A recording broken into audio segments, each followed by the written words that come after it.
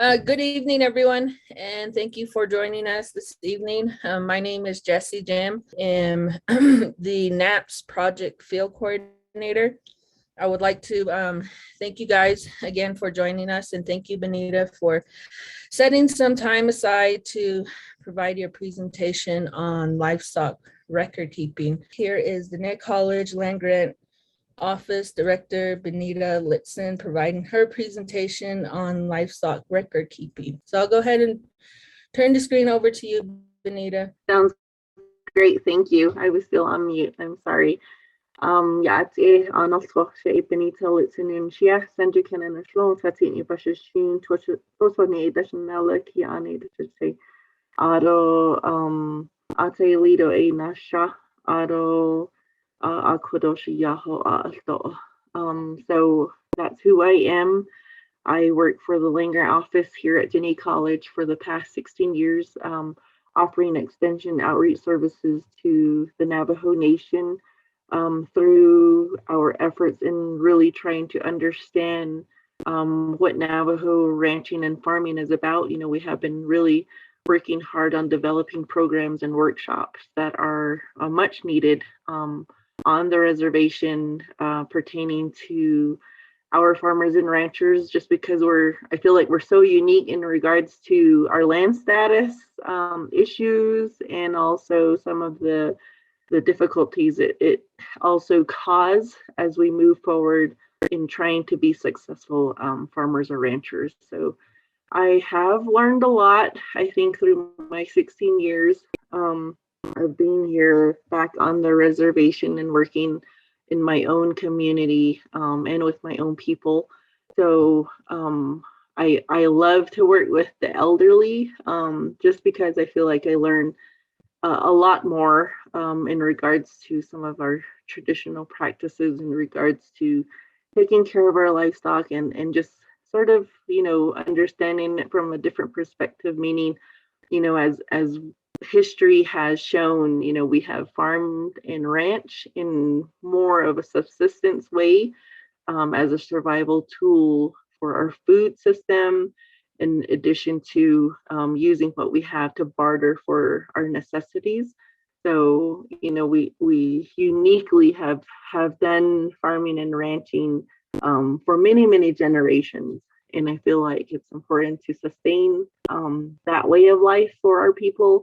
And hopefully that will happen, you know, with all the challenges of the droughts, no rains. And then when we do get rain, it's flooding, our crops are damaged, or our ponds are overfilled, or, you know, it breaks over. So there's a lot of not just obstacles, but challenges that lies ahead. But, you know, if you're a rancher, sometimes, you know, that's a lot to intake, but it's also something to overcome and understand that, you know, you're strong as an individual and you can continue to move forward and hopefully raise your children in that fashion. So that's kind of my life lesson as I come back to the reservation and really learn what farming and ranching is about on Navajo. I also am able to learn by doing. So we run a small cattle ranch, and also we farm hay, we grow hay, crops, and then we have small gardens for vegetables. So it's certainly a learning process when you get your hands dirty, for sure. So you should see a purple screen, you know, with the label livestock record keeping. And what I have on this sheet is a particular way that we could do livestock record keeping. I found this one on the web. But basically, you know, if you had an individual cow, you could definitely put that on there. It's separated with medical treatment, deworming, immunization, breeding record, calving record, and milk production. And so that's literally, I think, something you really want for individual livestock. So you can alternate or alter this particular document to your sheep or your horses, whatever species you might be, you know, ranching. So definitely, I thought this was a good one to kind of use as a sample. I know it's a lot smaller in text, but of course, if you have the programming like Excel or different kind of sheets, you can kind of modify that to where you could see that. So moving forward, why is livestock record keeping important? Definitely, as a farmer or rancher, you want to understand where your inputs are to the operation, meaning how much are you putting into what you are doing? A lot of us that were considered hobby farmers, meaning we're not going to get rich off of what we're doing, but it's it's definitely a way of life. It definitely feeds our family for sure, and also we want to at least see either a break even point or a little bits of extra income if we can. On good years we can do that, with cattle prices going up or fluctuating. Sometimes we're lucky we get to end on a positive note.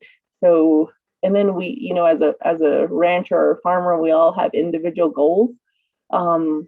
So depending on what type of operation we are individually will also depend on what goals we have. So an example might be a cow calf, or just depending on your lamb sales or your colts and fillies. So you're definitely breeding for an offspring. And as a rancher like that, we're looking at trying to get 100% calf crop or a lamb crop, or either kids, the little goats, or even just colts and fillies, because you put so much effort into trying to maintain that cow or that sheep throughout the year and hoping that they get bred and you're able to get some offspring off of it. We also can be direct beef sale, lamb sales of our meat, or we do live sales. And I say live sales in regards to you can market a little different from like an auction sale. An example I know that we have been trying is, like the direct beef sales, getting the beef cuts that you want and then finding some consumers that you can sell that to. It's a little bit more work in regards to how much you have to do in advertising, all the other extra stuff. But I feel like, if you had maybe a larger herd and you get all those connections done, it becomes easier. And I say that out of experience with my sister and I and my dad. We've been doing this for quite some time and marketing ourselves as a grass-fed beef. We have some success in regards to increasing our consumer base, and also just learning about the industry itself. When you're a cow calf, you're just kind of raising the cow and the calf, and then you're selling it to the auction, and that's kind of all we know. And we start thinking about the prices and trying to study that. So definitely it has taught me and my family a little bit more about marketing, the health of our animals, how much weight gain we have, how much we're losing on the weight side, looking at the carcass. And with anything, like grass fed, we're not grain feeding, so our livestock are not huge either. And so, us as consumers, we like to shop for the fattier meats, right? And so it's a little bit different when you're marketing as a grass-fed beef. And so your market or your consumer base is those that eat a lot more healthier, looking at like the omega-3, the different types of nutrients that it might offer. So definitely doing a lot of studying is definitely important. The other one is you could be a breeder, meaning you're selling young bulls, or either you're selling replacement heifers to folks who might be rebuilding or looking for new genetics. So you might be that type of producer also. I also wanted to add in steers in there, just because normally we throw steers to the auction house or to the butcher, but from my experience and having my son be a first time raising his show steer, it's definitely an eye opener itself too, in regards to really understanding 4-H and what the judges look for in your animals. But I see a lot more in regards to, how the kids learn their project, learning about, like I said, the beef industry at a younger age, rather than, me at my age finally really realizing the different beef cuts and how you would market, but having that teaching opportunity for the younger generation. So I throw the steers in there as a part of maybe a way to also be a livestock producer. So moving forward, so what types of records should we be keeping? In the industry, it's so vast that you want to kind of have a different type of monitoring effort across the board. An example is, like I said, you want to know how much you're putting into it, how much you're spending, what's your ending outcome. And you heard NAPS, there's a lot of USDA programs and opportunities. So a lot of times those criteria means that you need to have 2 years of record keeping for your operation. And so doing these particular practices would help you to access those type of programs. So these are 5 that I have listed: monitoring your income and expenses, doing your livestock health record keeping. So what types of vaccinations are you giving? When are they offered? How often? How are you documenting that? Who's implementing it? What side of the animal are you doing this on? Your breeding record keeping, what kind of bulls are you using? Are they new bulls? Are you going to do some AI, artificial insemination? So, you want to know when your cows go into heat. Are they first time heifers? So you want to kind of monitor those just as you become, a better producer, just so you learn from the different things that you have implemented over the years, and you're able to help make recommendations or make better decisions as you become more experienced. Also, sales record keeping, not just in part of your profit and expenses, but I feel like this helps you in regards to really understanding the fluctuating markets across the board. As another presentation that I do in regards to looking at animals, when we flood the market, when the market gets low, when it gets high, and then trying to figure out what your breeding program might look like. All goes into, like an example, I also use, us here in Saley, we're in higher country, and a lot of folks want their calves or their lambs a little bit earlier, but if we're going to lamb and calve a little earlier when the snow's on the ground, we have the risk of losing our newborns to frost or freeze. And so we would end up losing. So sometimes we push our breeding back a little more, so it's a little warmer, in addition to hopefully having a little bit more green on the ground. So when that, the mothers have the milk production to be able to raise that calf. And that's very different from, say, probably Eastern agency or either Western agency, just so that it's a different elevation, a different climate. It gets a lot warmer sooner than here. The frost days are different. So keeping track of that, I think, is important. Sales, and like I said, for our goal is really having 100% calf or lamb crops. And so if we're selling for that particular, offspring, trying to get to a weaning weight or a certain weight for sales, we want to make sure we're keeping records of that. So I feel like that's important. I also threw in traceability. If you are a direct sale beef person, we want to be able to trace the beef back to, if anything, if there was some sort of contamination, we can trace that back to where that contamination occurred. It could be at the butcher, It could be anywhere of like if there's bruising in the meat, different types of things like that. If you're not USDA inspected, some things could be missed too. So just being able to trace back to where that particular product came from is important. On the pictures I just show, your health record keeping could also include like a body condition score.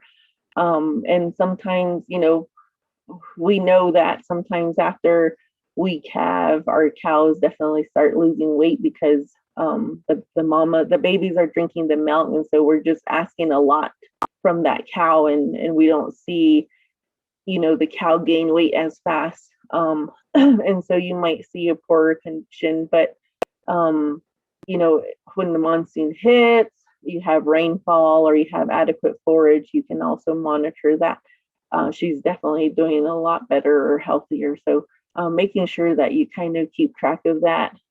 Same way with the animals, the yearlings or either the weanlings that we are trying to, move up so we can sell. Move up meaning gaining weight.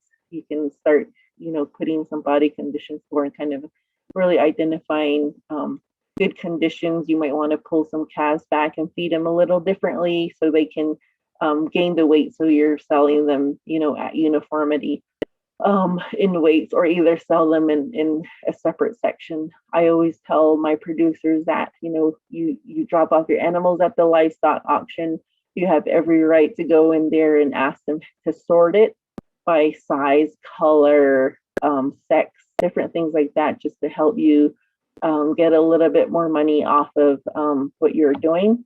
So you definitely well, that's what I mean by you have some rights into trying to market your own animals. The other one I have is just kind of like a general sheet as an example. So they just have separated calves, heifers, yearlings, 2-year-old, 3-year-old. And this must be a bigger operation just because of the amount. They have like a July 1st start date and June 30th at the end date. And then they're just monitoring, how many is born, how much was sold, how many die. So it's like just like a really quick monitoring sheet.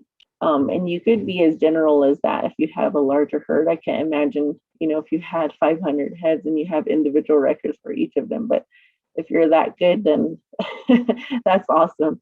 But I could imagine, that's definitely a lot of work. The other things I have are your income and expenses. Your income for sure, like your sales, your any winnings. I put winning in there in regards to show or earnings. You might be like if you're in the horse industry, you might have like showing in a fraternity or different things like that. So that horse might have some earnings on it at a young age for yourself. So on this side, I just have a quick farm income worksheet. And it's just a quick thing. This one's for cows. But you can change all of these if you wanted. So just a description of what those expenses might be or those income that might come in. And so you're just going to list that on one side, and it's just literally 3 columns. Then you have the current system, or what's your income coming in and what's going out.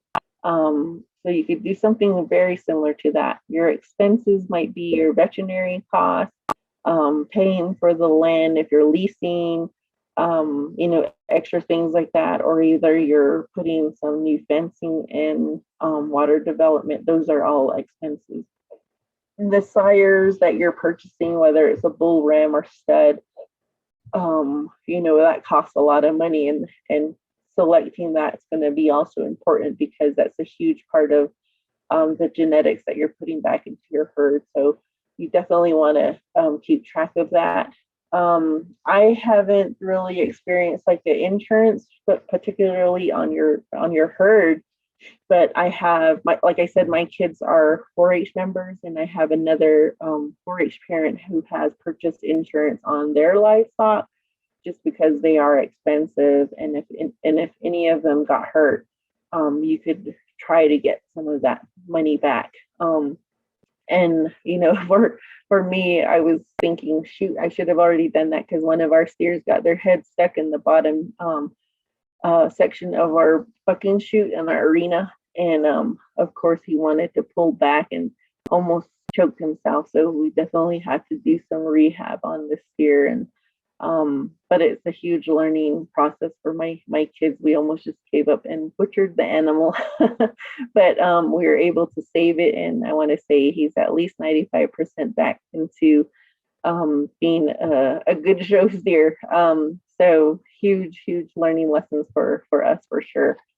So those are the things that you definitely want to document is what's going into your operation and what's going out.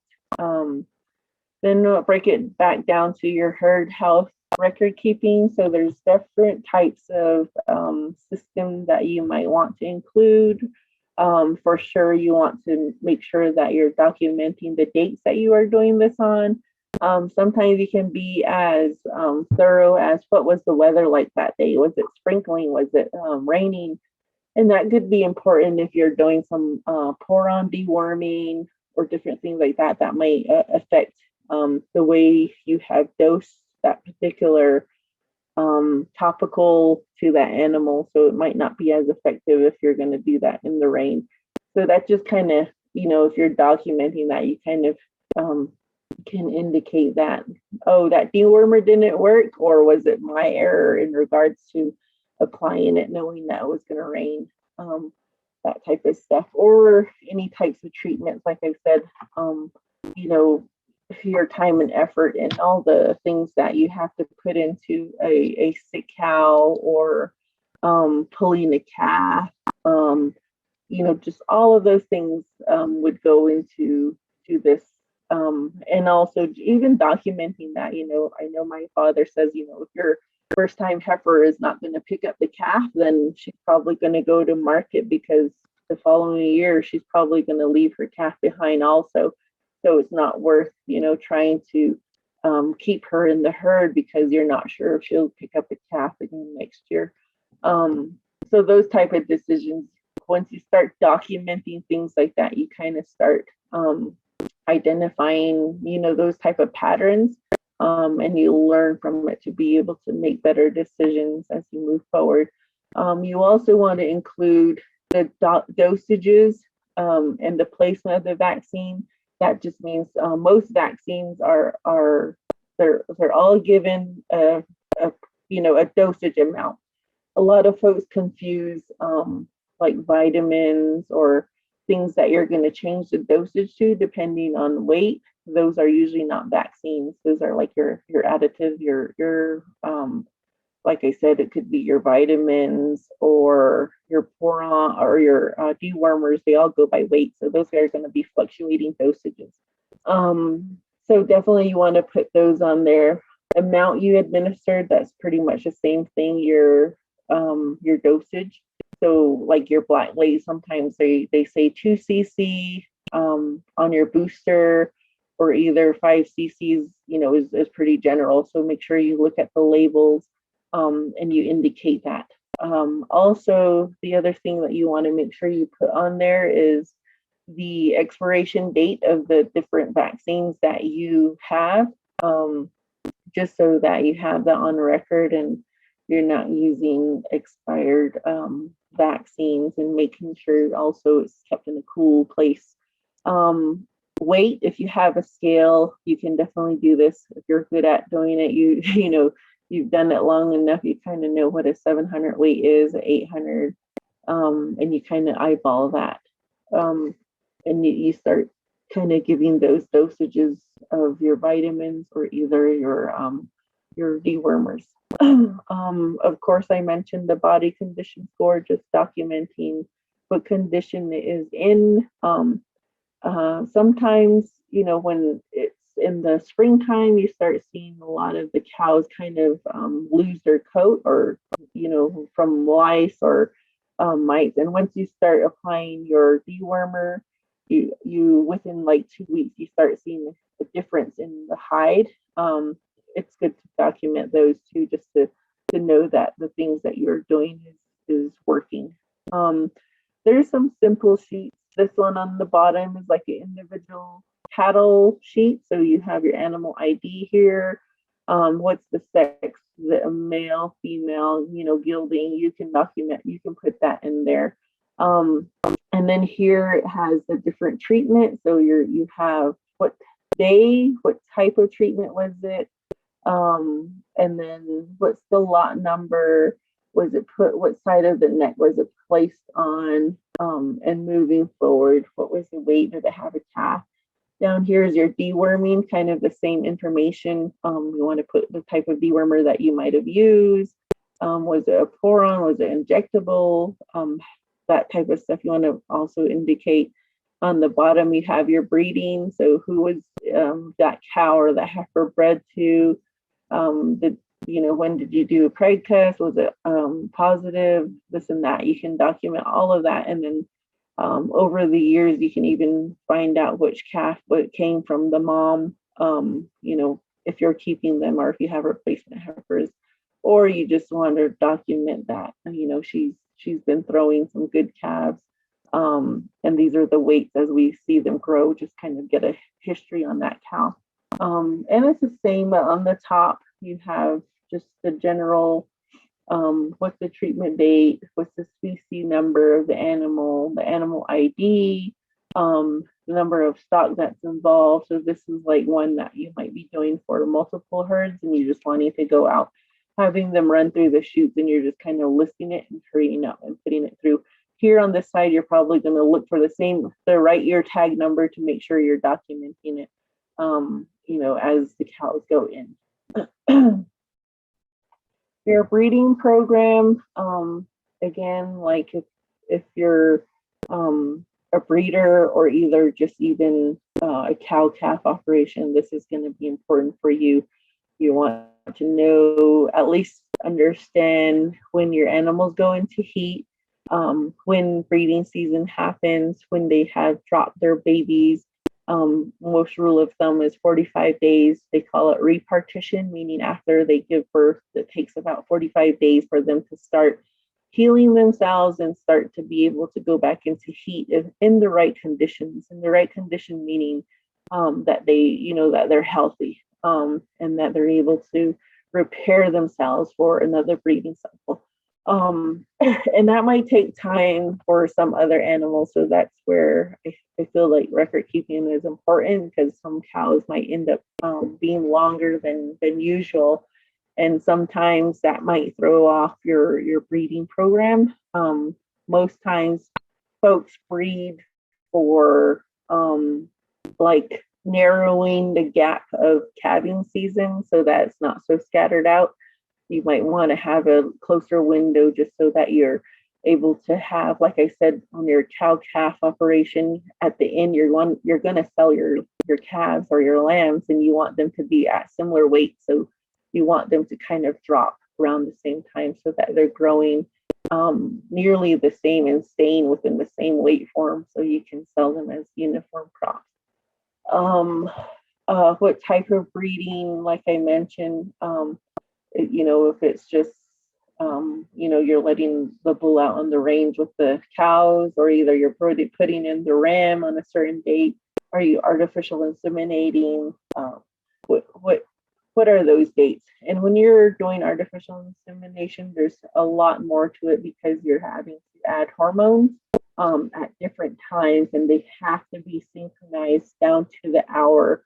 So you have to really plan out what your day is going to look like. So you can't just, put a number in there and say, oh, we're going to do this, because once you warm up the semen, you're only given less than a minute to apply it. Otherwise, you lose the efficacy of that particular semen. So you have to kind of get down to the right hour in a lot of cases. So that takes a lot more work and planning.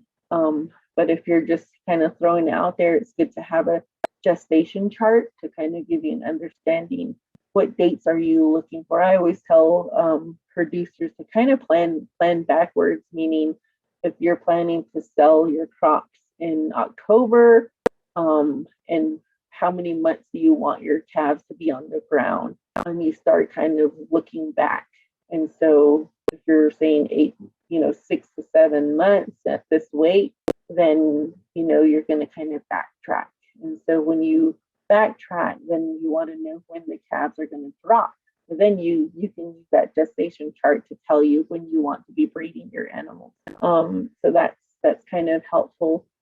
I have heard some producers not necessarily do artificial insemination, but they do apply like a hormone to their crop, just to the cows, just so that they all kind of go into heat at the same time, and they can put out a cover bull on them to try to get them to all be bred around the same time. So I've heard folks do that. So what type of breeder are you if you're into breeding stock? Are you into purebred? Are you into crossbred? Commercial stockers, backgrounding feeders, backpacker, beef packers, retailers? So what part of the industry are you? And I say most of us are, like I said, we're cow calf. You might have some stockers which are a little bit on the lighter because they're wanting to go into feedlot. Or if you have the bigger ones, meaning feeder calves, they're going to go straight into the feedlot. So there's a lot of different ways to kind of figure out. I guess you're in your consumer, even at the auction house, who might be bidding on your cattle.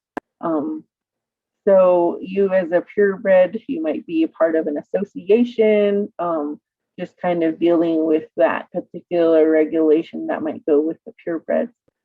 So how would you maintain those records? You might have to send in your, like blood samples, be a part of the registered herd. And so over here, your different types of documentation might look more like this, or where they describe the animal, any type of markings, a little bit of history about the dame and the sire side of the animals, and then just kind of getting an understanding of the heifer breeding part when it was in heat and service, etc. So definitely you can create this particular sheet for yourself if you want it to be a little bit more detailed. My last slide is about sales and markets.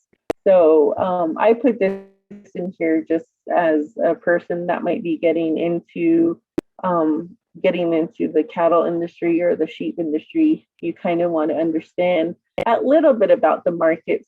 So when are the dates that you want to sell? You probably want to keep track of your sales sheets. What were the prices and the weights? Because usually when you go and sell your livestock, it's weighed and then there's a price to it. So you just kind of do the quick multiplication and kind of understand what that animal was worth. Take a look at other market reports. There's a lot of, you can go and look at individual auction house and look at their sale market reports, their weekly market reports, what was sold, how many was sold, what type of animals were sold at that time, what type of sex, meaning that the more heifers go in more steers or those type of things. And sometimes, regionally it might be different. So if you're at Holbrook Cow House, you're probably going to have a variety of market, just because I think a lot of our Navajo, ranchers end up selling our livestock out there. And if we're on open range, it's really hard to kind of do that synchronized breeding or uniformity. So we might have a huge fluctuation of the different weights that may be going there. Then you might go into Colorado where you see a lot more ranchers that might have some, more experience in regards to their operation and better decision making. So you might have more steers at a certain time than heifers. You see special sales like bull sales or replacement heifer sales. And so you kind of learn a little bit different from each market that you're able to go to. Also looking at the weights, like I said, like an example of this chart up here is your 500 to 600 feeder cattle. It's just telling you the different prices from the steers to the heifers. Just just one tip we were given as a grass-fed beef producer. We were kind of told, get your heifers cut, get the meat cuts from your heifers, because if you're going to sell to an auction, you can sell the steers and still make maybe 10 or 15 cents more than your heifers. So if you're really looking at really trying to make some profit, those are some sort of experiences other people have had, and they're sharing that with you. Let's see, the other things are, looking at longer averages or longer market sales. So this one here is saying that your yellow is the amount of cattle that was available, and then the green is the price. So, when there's a lot of cattle available, it's just like your what is it called? Your demand. So when the animal's in demand, of course, your price is going to be a lot higher. So here we have more available, so the prices are lower. And as we decrease in the amount of livestock that there is, then the price goes up higher. So it definitely is definitely a challenge. And I think that's something we're going to be faced with here soon, just because we have the droughts that we have had has caused many, many ranchers to almost sell off their herds. And so in the coming years, there's either going to be the challenge of rebuilding herds, or just a reduction in the amount of cattle there is available.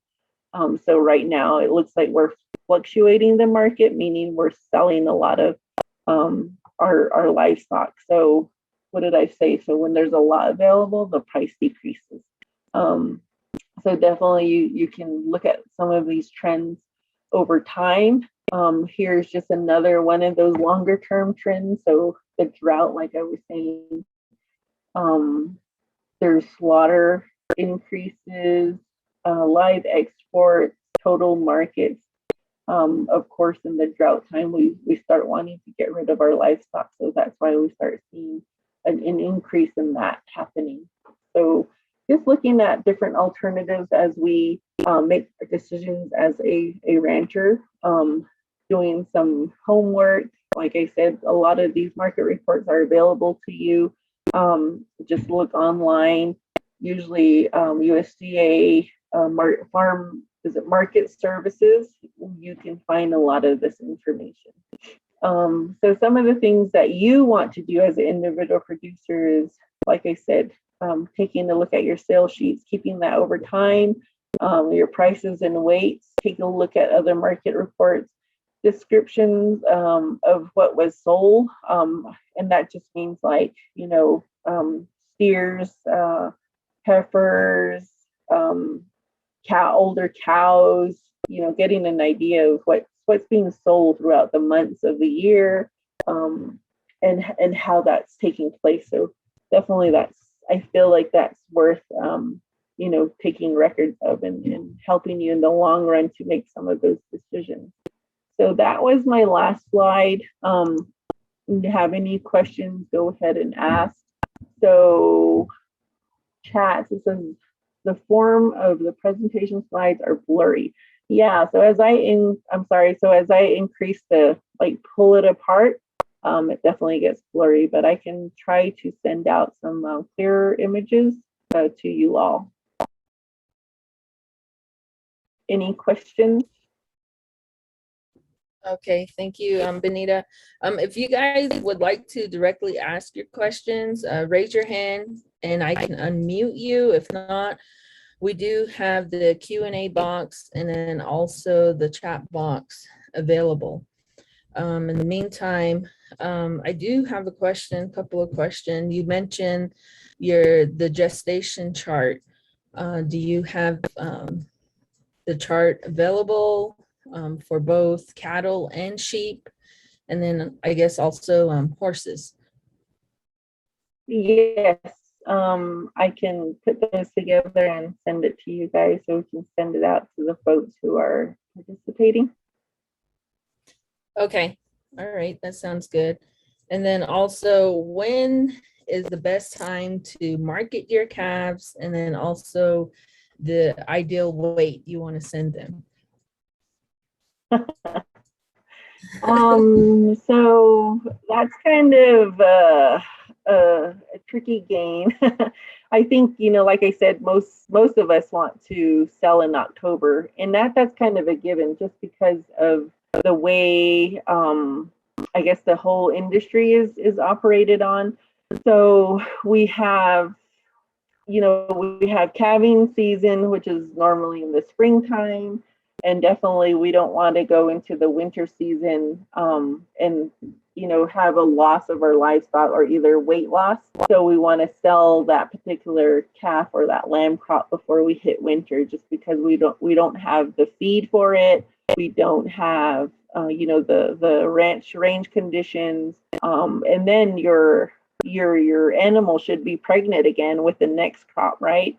So you're definitely taking more resources if you're going to wait a little bit longer. I think people with larger land base or that have more forage availability can definitely kind of maneuver around the system. But if for us as Navajo producers, I think trying to birth a little bit earlier if you can, save everything and try to hit the market just before October. So because in October we kind of, like I said, we flood the market, so the prices is not going to be as great. So you might want to go in a little bit earlier or a little bit later if you can. So you can say September or late August, you might see better prices. But like I said, but the other thing too is folks, like I said, do your homework. A lot of time you have particular buyers that come in and they're wanting to fill their trucks, and they want to fill their trucks to capacity. So you kind of want, like I said, you can call and you can call the auction house and see who you think or who they have invited as a buyer, or there might be a special buyer that's coming in. And you can pinpoint some of those dates as to when you can sell your livestock. So those are good practices. But here on Navajo, just with our poor range conditions, we probably want to sell with the average, right around October-ish, just because our weights would be around the 600 weights. As you get higher in your weight, the dollar amount kind of goes down, but it really, I don't know how you would say it, the teetering scale of, say you're going to put a 900 pounder out there, you're not going to get your full dollar amount.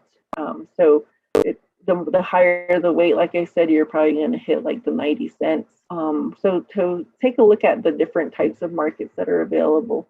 And of course, if you're heavier, that means you're using more resources on the ground to make your animals heavier. So definitely, that's going to be a lot more.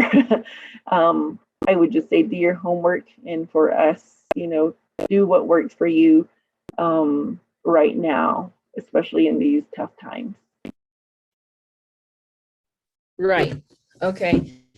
Michael, do you want to ask your question, or do you want me to read your comment? Well, my question is different from my comment, but it's related. Okay. And thanks, Benita, for a great presentation. I know this is a tough topic. Most people, the last thing they want to do after a long day outdoors or a long weekend outdoors is sit down and keep records on everything that's happened. But I think all successful people in life, if I can say that, as well as livestock folks, they know without good records, they can't quite figure out what's working and what isn't. So your presentation, you presented quite a few good record keeping documents. Does the land grant office provide a booklet of those record keeping forms that folks can get from you, and or do they need to reproduce them on their own, or how do they basically get these real important forms to use to do their record keeping? Okay, so we do have one at our office that we've created, and it's this particular document. And so it's only enough for 25 head. but of course we can, reproduce them or either copy them. So the first 25 sheets are sort of like a bill of sale. They're carbon copies. So, they tell you when you're selling that particular herd, you want to, you can tear it off and then take it to the sale yard and show them that this is the types of vaccination that it has had. It had, calves every year. This is my proof. I'll peel this one off and I'll send it with the cow. And then you still have the record of that particular document with you if you wanted to as a carbon copy. So we've created it that way. Like I said, it's an individual sheet per cow, just so you can kind of monitor the progress of that particular cow and help you to make decisions in regards to selling it if it's not working out for you.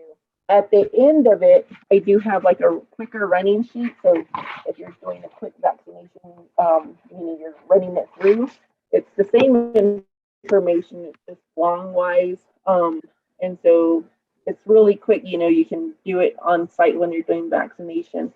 Then when you get home, you can go back home and document it back into your individual cow herd. So we do have that particular one. I can mail it out to the folks who have participated if they want to throw their mailbox or whatever post office box to either Jesse, if you're comfortable doing that. I can mail those out. I have a few left. Yes, Okay, that would be fine. Yes, that would be fine. Thank you, Benita. Mm-hmm. Okay, just a couple of comments from Marjorie. Good presentation and thank you. And then also from Michael, a great presentation. Benita, record keeping is very time consuming, but you can't figure out what's working and what's not without them. Keep encouraging producers, keep the records. They'll thank you in the end. Yeah. Okay, I'm gonna go ahead and it is like yeah, it is like I said, it is definitely a helpful tool for you as a producer, just to kind of refer back to. If you don't have the memory, I mean, like my father, he can remember ear tags like nothing, and he can remember the ear tags of each of the calves. And if you don't have that type of memory, you go back to your records and you say, oh my gosh, that's that calf that we were able to gain some good weights on it. We definitely, you start kind of going through your herd and kind of keeping the good ones in stock. So when you do have to destock, you know which ones to kind of, sell off or cull out as you become, I guess, like a better producer, as I mentioned. Thank you all for listening. All right. Well, thank you, Benita. Thank you for your presentation. And also thank you everyone for participating tonight and your questions. As you can see on the screen there, I would like to invite you guys to our calf weaning webinar on Wednesday. The link is provided there on the screen. And then also it'll be on our Facebook page. If you would like more information, and if you would like the forms Benita had talked about, just email me and we'll go ahead and get the information you need. And then also we do, like I said, we do have a Facebook page, also a YouTube channel that has all of our past webinars on there, as well as some how-to videos. And then we also disperse a monthly newsletter for your reading, and there's a lot of useful information on there that covers crop and livestock related topics. There's our information, our email, and again, thank you. Don't forget the survey when you exit. So with that, have a good evening, stay safe, and have a great rest of your evening. The Native American Producer Success Project, or NAPS project in short, is a collaborative effort between Diné Inc., a nonprofit organization, the New Mexico State University Cooperative Extension Services, and Diné College Land Grant Office. This project is being funded by the USDA's Office of Partnership and Public Engagement and the Outreach and Assistance for Socially Disadvantaged and Veteran Farmers and Ranchers program. The NAPS project field staff consists of myself, our assistant coordinator, Sharon Sandman, and our technology media coordinator, Jana Johnson. We do have some goals. The overall goal of the NAPS project is to increase the profitability and long-term sustainability of Navajo farmers and ranchers. To help us achieve this goal, there are some activities that we are currently providing in 4 key areas, which include improving Navajo farm and ranch operations through a series of workshops, focusing on crop-related topics and livestock-related topics.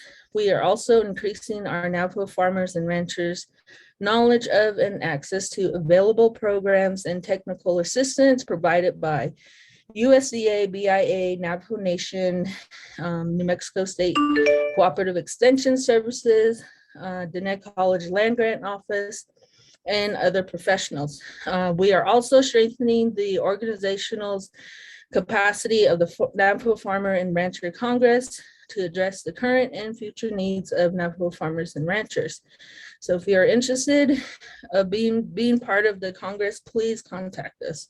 And last but not least, facilitating Navajo farmers and ranchers' use of USDA programs, such as NRCS, FSA, and RMA programs.